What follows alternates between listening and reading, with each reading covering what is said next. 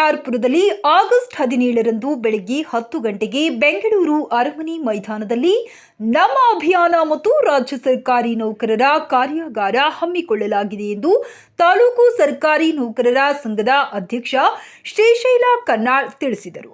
ಕರ್ನಾಟಕ ರಾಜ್ಯ ಸರ್ಕಾರಿ ನೌಕರ ಸಂಘ ಬೆಂಗಳೂರು ಹಾಗೂ ಎಲ್ಲ ಇಲಾಖೆಗಳ ವೃಂದ ಸಂಘಗಳ ಸಹಕಾರದೊಂದಿಗೆ ರಾಜ್ಯ ಸರ್ಕಾರಿ ನೌಕರ ಸಂಘದ ಅಧ್ಯಕ್ಷ ಸಿಎಸ್ ಷಡಾಕ್ಷರಿ ನೇತೃತ್ವದಲ್ಲಿ ಕಾರ್ಯಕ್ರಮವನ್ನು ಹಮ್ಮಿಕೊಳ್ಳಲಾಗಿದ್ದು ಎಲ್ಲ ಇಲಾಖೆಗಳ ನೌಕರರು ಭಾಗವಹಿಸುವಂತೆ ಮನವಿ ಮಾಡಿದರು.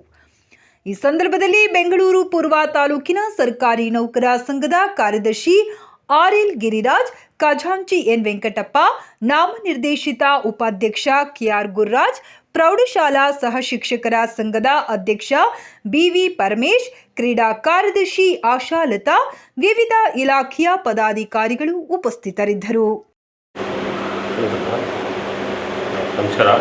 ಕರ್ನಾಟಕ ರಾಜ್ಯ ಸರ್ಕಾರಿ ನೌಕರ ಸಂಘ ಬೆಂಗಳೂರು ಪೂರ್ವ ತಾಲೂಕು ವತಿಯಿಂದ ನಮ್ಮ ಬೆಂಗಳೂರು ಪೂರ್ವ ತಾಲೂಕಿನ ಎಲ್ಲ ನಮ್ಮ ನೌಕರ ಬಂಧುಗಳಿಗೆ ಈ ಮೂಲಕ ತಿಳಿಯಪಡಿಸುವುದೇನಂತೆ ಅಂದರೆ, ತಮಗೆಲ್ಲ ಈಗಾಗಲೇ ಗೊತ್ತಿರುವಂತೆ ಸರ್ಕಾರಿ ನೌಕರರಿಗೆ ಮಾನ್ಯ ಘನ ಸರ್ಕಾರ, ಮಾನ್ಯ ಮುಖ್ಯಮಂತ್ರಿಗಳು ಮತ್ತು ಉಪಮುಖ್ಯಮಂತ್ರಿಗಳಾದ ಡಿ.ಕೆ. ಶಿವಕುಮಾರ್ ಅವರು ಇಂಥ ಒಂದು ಸಂದಿಗ್ಧ ಪರಿಸ್ಥಿತಿಯಲ್ಲಿ ಸಾಕಷ್ಟು ಪ್ರವಾಹ ಇನ್ನಿತರ ಸಮಸ್ಯೆಗಳ ಹಾಗೂ ಗ್ಯಾರಂಟಿಗಳ ಮಧ್ಯೆಯೂ ಸಹಿತ ಸರ್ಕಾರಿ ನೌಕರರಿಗೆ ಸಿಹಿ ಸುದ್ದಿಯನ್ನು ನೀಡಿದ್ದಾರೆ.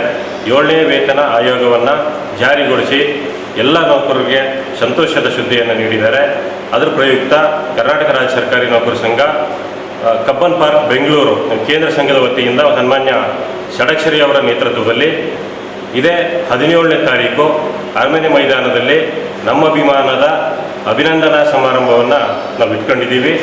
ಈ ಕಾರ್ಯಕ್ರಮಕ್ಕೆ ನಮ್ಮ ಎಲ್ಲ ವೃಂದ ಸಂಘದ ಅಧ್ಯಕ್ಷರು, ಪದಾಧಿಕಾರಿಗಳು ಹಾಗೂ ಸೇವಾ ಸಂಘಗಳ ಪದಾಧಿಕಾರಿಗಳು ಮತ್ತು ಅಧ್ಯಕ್ಷರು ಹಾಗೂ ಎಲ್ಲ ನೌಕರರು ಭಾಗವಹಿಸ್ತಾ ಇದ್ದಾರೆ.